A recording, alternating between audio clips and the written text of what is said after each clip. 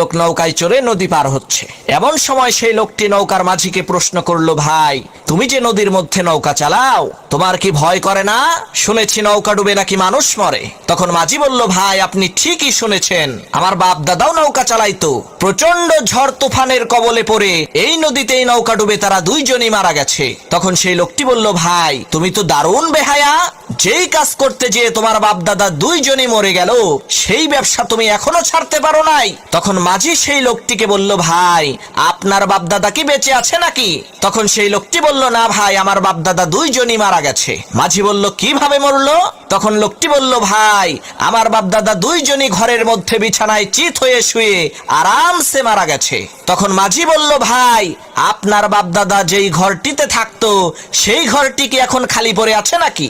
তখন সেই লোকটি মাঝিকে বলল, কি বোকার মতো কথা বলেন, খালি পড়ে থাকবে কেন? সেই ঘরে তো এখন আমি থাকি। তখন মাঝি বলল, আরে ভাই আপনিও তো বেহায়া কম না, যেই ঘরের মধ্যে আপনার বাপ দাদা দুইজনই মারা গেল সেই ঘরটাও তো আপনি এখনো ছাড়তে